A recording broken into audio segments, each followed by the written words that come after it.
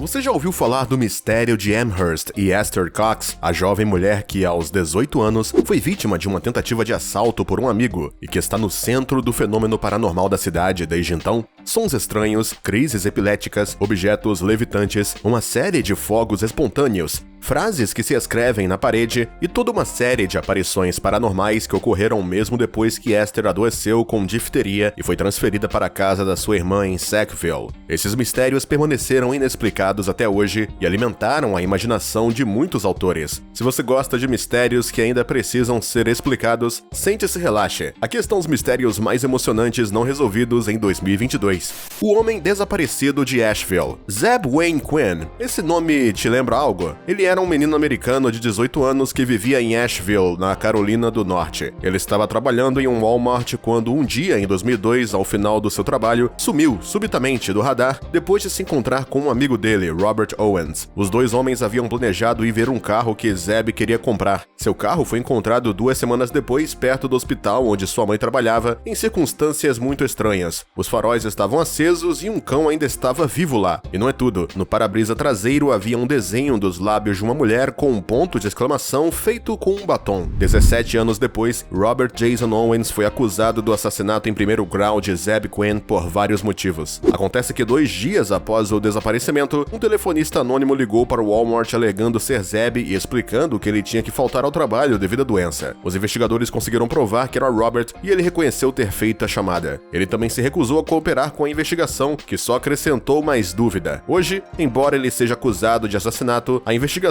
ainda não pôde confirmar se Robert Owens é realmente a fonte deste desaparecimento e se Zeb Wayne ainda está vivo hoje. As luzes fantasmas de Bengala. Talvez você não conheça ele, mas Bengala Ocidental tem sua parcela de lugares assombrados. Um deles é o prédio dos escritores, onde ninguém fica após o horário de trabalho, principalmente por causa dos acontecimentos paranormais que ocorrem lá. O cemitério da rua South Park, onde depois de visitar, as pessoas reclamam de doenças ou do pântano de Bengala e suas luzes fantasmagóricas. Aqui você pode ver luzes fantasmagóricas chamadas Alaya, uma espécie de bola de luz cintilante que aparece nessas regiões pantanosas e que teria sido a causa de várias mortes inexplicáveis. Na verdade, teria causado a morte de vários pescadores da região depois de seguir essas luzes. Essas luzes teriam o poder de fazer os pescadores caírem na água e afogá-los depois de tê-los cegado. O misterioso e paradoxal é que essas mesmas luzes às vezes ajudam a guiá-los e a evitar que se coloquem em perigo. Mesmo se acreditarmos que essas luzes fantasmagóricas de Aleia são um fenômeno natural, como foram vistas em vários lugares do mundo, em cemitérios, pântanos, algumas pessoas as associam a fenômenos paranormais ou espíritos, porque quando são seguidas, elas começam a cintilar, diminuir de tamanho e somem, causando pânico e levando a uma perda do caminho.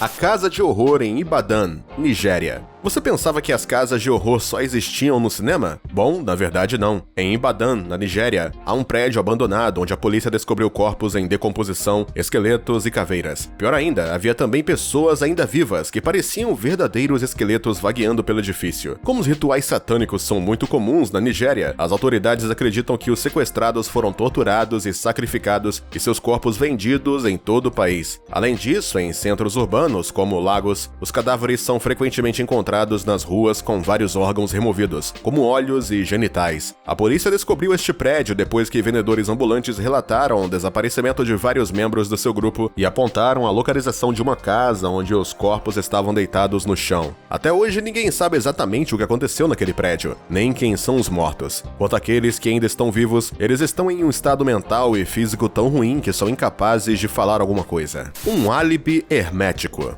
Julia Wallace, um caso que data de 1931, um assassinato envolto em um mistério sem precedentes e sem dúvida um dos maiores mistérios da história britânica. Agora, pouco menos de um século depois, P.D. James, um escritor misterioso com muitas vendas, afirma ter resolvido o mistério do assassinato. Em 20 de janeiro de 1931, William Wallace, agente da companhia de seguros Prudential, descobre o corpo sem vida da sua esposa Julia, que parece ter sido espancada até a morte a caminho de casa em Liverpool. Cole. Embora seja ele quem alerte a polícia, ele se encontra no topo da lista de suspeitos. Ele é condenado por uxoricídio, mas recorre de sua condenação. Devido à falta de provas, ele é liberado. Além da falta de provas, o marido de luto tinha um álibi hermético para o dia anterior ao assassinato. Enquanto em seu clube de xadrez, ele recebeu um telefonema misterioso de um homem chamado Cole True, pedindo para ir na rua 25 Menlove Gardens East no dia seguinte. Wallace obedeceu, mas percebeu que o endereço não existe. É neste ponto que sua esposa seria assassinada, e o álibi de William Wallace seria de fato fruto de uma feliz coincidência. Para P.D. James, a chamada recebida no clube de xadrez foi na verdade de um antigo colega de Wallace, Richard Perry, ele próprio um suspeito para a polícia, pois ele não tinha motivo para enviar Wallace para um endereço não existente. Para o romancista, foi Richard Perry que a enganou desta forma, e o motivo foi a vingança, pois Wallace a fez perder seu emprego. Ele teria involuntariamente encoberto para o seu colega o assassinato da sua esposa e assim o teria poupado da pena de morte. Um erro.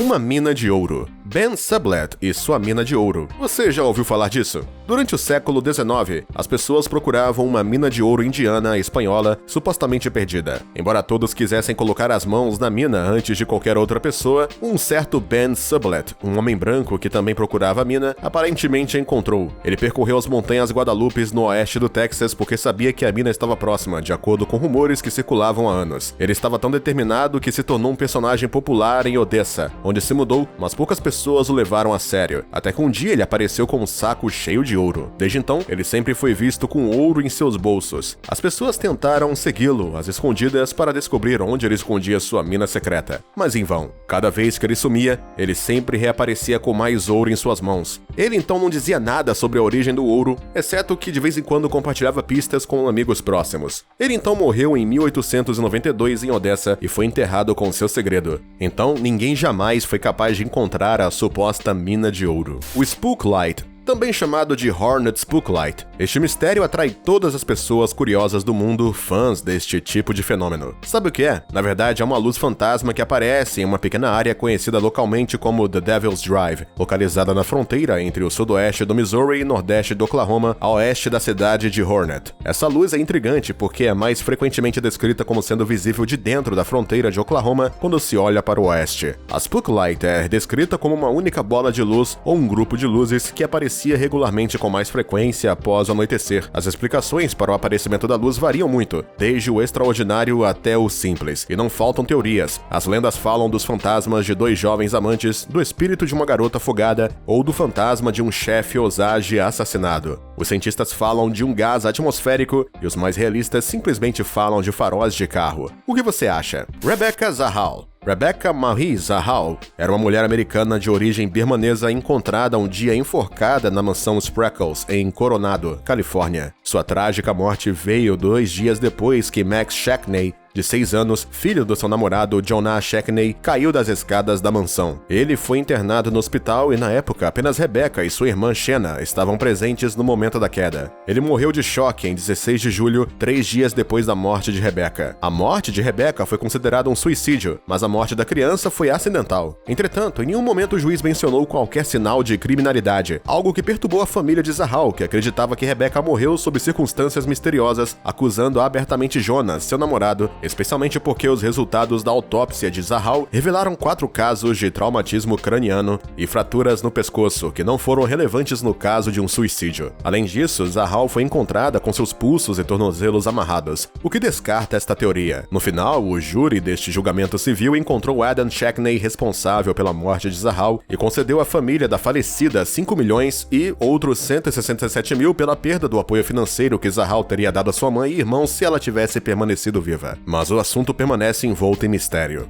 O assassino sorridente. Keith Hunter Jasperson, apelidado de O Assassino Sorridente. Este estranho apelido foi dado por conta dos rostos sorridentes que ele deixou nas notas que enviou à mídia, promotores e policiais após seus assassinatos. O canadense, nascido em 1955, é um assassino em série que operava nos Estados Unidos e afirma ter matado 185 pessoas. O assassino está cumprindo pena perpétua pelos 8 assassinatos de mulheres a ele atribuídos, cometidos cometidos entre 1990 e 95, incluindo sua namorada. O assassino procedia por estrangulamento, o mesmo método que ele usava para matar animais quando criança. Os primeiros assassinatos dele passaram despercebidos, até que um dia, sádico como ele é, ele decidiu fazer um nome para si mesmo deixando um bilhete no espelho do banheiro após um assassinato, assinado por um Smiley. Em seguida, ele passou a escrever cartas à mídia e à polícia, todas assinadas novamente com um rosto sorridente para escarnecê-las. Ele foi preso em março de 95. É preciso dizer que ele estava procurando por eles há algum tempo. As meninas do Panamá.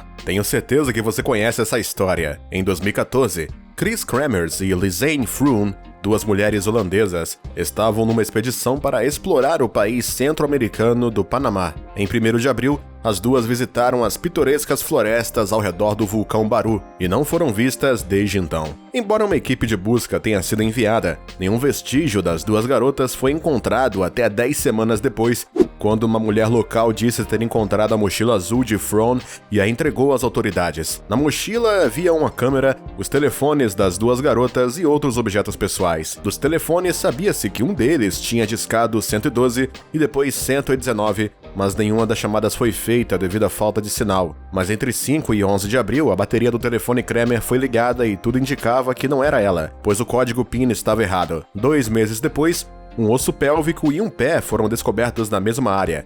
Restos que se revelaram ser os de Froon e de Kremers. Os ossos do primeiro tinham se decomposto naturalmente, enquanto os do Kremers era misteriosamente branco, como se fosse pintado, levantando dúvidas sobre a sua estranha morte. Quanto à câmera, ela revelou informações perturbadoras. No dia 8 de abril, 90 fotos noturnas foram tiradas no meio da selva com carimbos de tempo entre 1 e 4 da manhã. Uma delas mostra pertences das meninas em uma pedra e outra mostra a parte de trás da cabeça da Chris Kremers com o que parece ser uma mancha de sangue em seu cabelo. E não é tudo. As autoridades deduziram que faltava um arquivo, a imagem 509, como 508, e que 510 foi tirada à noite, provando que 509 foi propositalmente apagada. Infelizmente, as causas da morte trágica das duas mulheres nunca foram determinadas e ninguém foi capaz de aprofundar este caso, que está se mostrando infrutífero por falta de provas suficientes. O mistério permanece.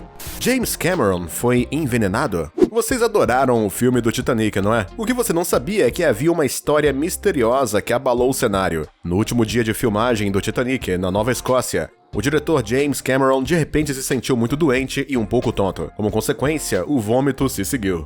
E foi então que ele percebeu que algo estava muito errado. Uma vez de volta ao set, se descobriu que vários membros estavam no mesmo estado em que ele estava. Alguns choravam, outros riam de forma estranha e incontrolável, e todos vomitavam. No Dartmouth General Hospital, a história tomou um rumo quando um membro da equipe apunhalou Cameron no rosto com uma caneta, enquanto outros começaram a roubar cadeiras de rodas desocupadas e se movimentar pelos corredores do hospital como loucos. Cameron, com seu rosto ensanguentado, deu gargalhadas e mais tarde funcionários do hospital perceberam que uma substância alucinógena havia sido colocada na lagosta, consumida por mais de 60 pessoas no conjunto. E agora as teorias voam por aí, uma alegando que um membro da tripulação tentou envenenar a comida como vingança por ter sido despedido. Mas oficialmente o mistério permanece desde que o caso foi encerrado por falta de provas.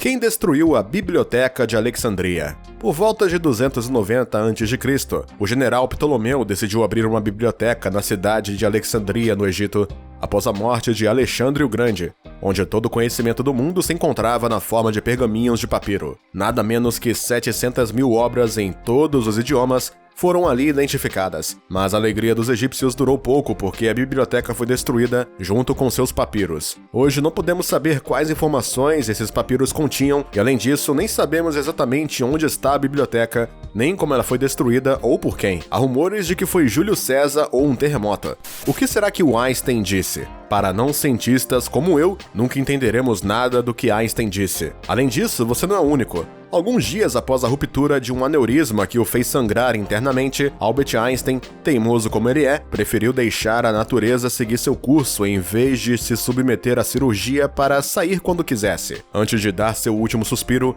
Einstein dirigiu suas últimas palavras à enfermeira que cuidava dele. Mas o problema era que a mulher, que não falava uma palavra de alemão, não entendeu nada do que ele disse. A chave para muitos dos mistérios científicos do nosso século pode depender de uma enfermeira que escolheu o inglês em vez do alemão como segunda língua. Quem denunciou Anne Frank? Todos vocês conhecem a história de Anne Frank, mas ninguém sabe quem poderia ter denunciado a sua família. Uma família judia escondida dos alemães durante a Segunda Guerra Mundial. Houve muitas hipóteses sobre isso, mas nenhuma delas foi capaz de dar uma ideia sobre a identidade da pessoa que denunciou. Há algum tempo, o nome Hans van Dijk foi mencionado, uma mulher judia que denunciou cerca de 145 pessoas depois de ser presa pela SS em 43 e executada em 48 por colaborar com os nazistas. Mas infelizmente não há provas para concluir oficialmente isso, portanto será um mistério que durará até o fim dos tempos. Andrew McCauley.